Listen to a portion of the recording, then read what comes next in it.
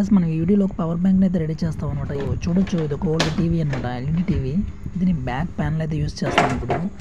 ఇది మొత్తం చూడొచ్చు, ఇక్కడ రెక్టాంగులర్ పీస్లా కనిపిస్తుంది కదా, దాన్ని అయితే కట్ చేయాలి పూర్తిగా. దాన్ని బేస్ కింద తీసుకుంటాం మనం. ఇప్పుడు పార్ట్స్ అన్ని నేను కట్ చేస్తాను సపరేట్గా. ఇప్పుడు ఇందులో ఒక పీస్ని తీసాను నేను, ఇదే అనమాట, ఇది బేస్ కింద వాడతాము ఈ పీస్ని.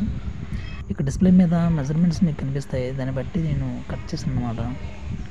ఇప్పుడు అదే తీసుకుంటే దాన్ని ఇంకా షార్ట్ చేయాలి. అలానే ఇప్పుడు దీనికి సపోర్టింగ్ కోసం దీన్ని వాడతాను అనమాట. ఇది కూడా ఎల్సిడి ఫ్రేమే, దీని చుట్టూ డిస్ప్లే ఫ్రేమ్ అంటారు దీన్ని. దీన్ని సైడ్ని మనం వాడతాం అనమాట కన్స్ట్రక్షన్ కోసం. ఇక్కడ సైజ్ బట్టి ఎంత కట్ చేసుకోవాలన్నది. ఇప్పుడు నేను ఈ విధంగా బ్యాటరీ కాంపాక్ట్ సైజ్ ఎంత ఉందో అంత ఫిక్స్ అయ్యేలా నేను కట్ చేశాను అనమాట. స్క్రూస్ని దీనికి వేసాను, హోల్స్ చేశాను సపరేట్గా నీట్గా ఫిక్స్ అవ్వడానికి. అలానే బేస్ కూడా హోల్స్ వేసాను స్క్రూస్ దాంట్లో ఫిక్స్ చేయడానికి.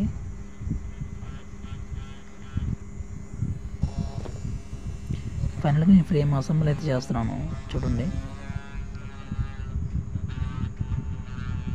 నార్మల్గా ఫ్రేమ్ వేయకపోతే ప్లాస్టిక్ కదా, కొంచెం డ్యామేజ్ అవుతాయి అన్నమాట. ఇదైతే కొంచెం స్ట్రాంగ్ కోసం సపోర్టింగ్ బాగుంటుంది, అందుకని ఇవి యూజ్ చేశాను. మీరు చూడొచ్చు ఫైనల్గా ఎలా అసెంబుల్ చేశాను అనేది. బ్యాటరీ ఇండివిజువల్గా అందులో ఫిక్స్ అయిపోవాలన్నమాట ఫిక్స్ చేసిన తర్వాత, అందుకనే ఇలా సెట్ చేశాను. ఇప్పుడు టాప్ ఫ్రేము, బ్యాక్ ఫ్రేము అంటే బాటమ్ ఫ్రేమ్ అనమాట, రెండింటి మధ్యలో స్టీల్ ఫ్రేమ్ అయితే సెంటర్లో ఉందన్నమాట. మళ్ళీ చుట్టూ ప్రాపర్గా ఉండాలి పర్ఫెక్ట్గా, దానికోసం అలా చేశాను. బ్యాటరీ సెట్ అవ్వాలి అందులో. ఇవ్వండి, ఇప్పుడు ఈ ఫ్రేమ్ కూడా సేమ్ దానిలాగే ఫిక్స్ చేశాను ఇక్కడ.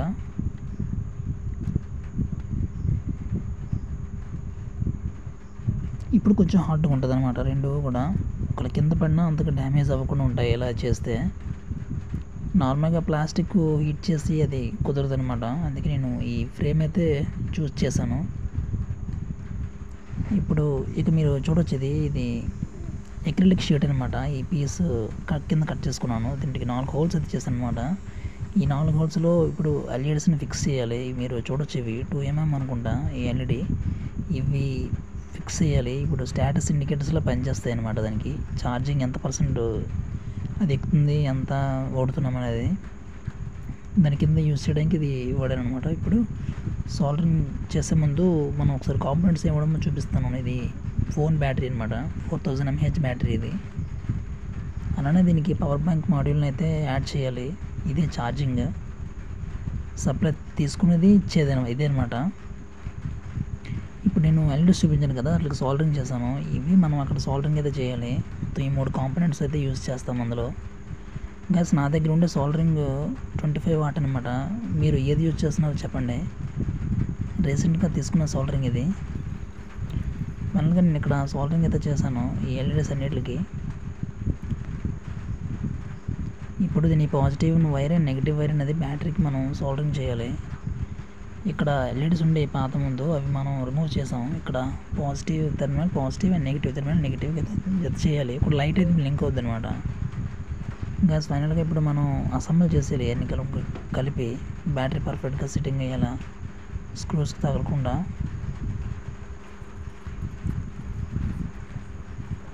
తర్వాత ఈ మాడ్యూల్స్ అన్నీ దగ్గర ఇప్పుడు నేను ఛార్జ్ చేస్తున్నాను. మీరు చూడొచ్చు ఇక్కడ స్టేటస్ ఇండికేటర్స్ ఎలా పనిచేస్తుందో. ఛార్జింగ్ ఇప్పుడు ఎక్కుతుంది, డైరెక్ట్గా ఆన్ అయి ఉండిపోతే ఓకే. ఇక్కడ మీరు ఎల్లో కలర్ను రెడ్ కలర్ అనేది, రెడ్ 0% అనమాట, ఇక మీద అది 35% ఇలా ఓవరాల్ ఛార్జింగ్.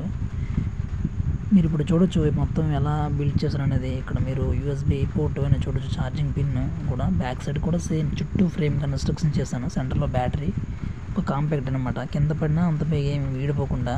అయితే గ్లాస్ ఒకటి కొంచెం జాగ్రత్తగా చూసుకోవాలన్నమాట. ఇప్పుడు మీకు చూపిస్తాను అవుట్పుట్ ఎలా వర్క్ అవుతుంది అనేది. నేను యూఎస్బి కనెక్ట్ చేశాను. ఇప్పుడు మనం దీన్ని కనెక్ట్ చేస్తే అక్కడ వైట్ లైట్ ఉందన్నమాట, లేకుంటే చూసారా, ఇప్పుడు సేమ్ అలా అనమాట. ఇప్పుడు ఫోన్ ఛార్జింగ్ ఎక్కుద్ది ఈ విధంగా. అయితే ఈ ఫోన్ కొంచెం డ్యామేజ్ అయింది, ఆగిపోతుంది అనమాట ఫోన్ ప్రాబ్లం. ఇప్పుడు మీకు ఇంకోటి చూపిస్తాను, ప్రోట్రోనిక్స్ అనే బడ్స్ అయితే చూపిస్తాను, అది కొంచెం క్లియర్గా ఉంటుంది విజువల్. అందులో ఛార్జింగ్ ఇండికేటర్స్ ఉంటాయి కదా, అది ఎలా చూపిస్తుంది క్లియర్గా. నేను దీన్ని యూస్ చేశాను ఇప్పుడు. ఇవ్వండి చూడొచ్చు మీరు, ఛార్జింగ్ ఎక్కుతుంది. మ్యాక్సిమం మామూలు బ్యాంక్తో కంపేర్ చేస్తే 70% ఛార్జింగ్ అయితే అవుతుందన్నమాట ఫోన్స్కి. నేను వేరే ఫోన్కి సెర్చ్ చేశాను, మినిమం 65% ఇలా అవుతుందన్నమాట. యావరేజ్ అంటే ఇది నార్మల్ ఫోన్ బ్యాటరీ కదా, ఆ కెపాసిటీ మాత్రం దీంట్లో మెయింటైన్ అవుతుంది నాకు తెలిసి. ఇంకా ఫైనల్గా మీరు చూడొచ్చు ఫ్రేమ్ ఎలా ఉందనేది.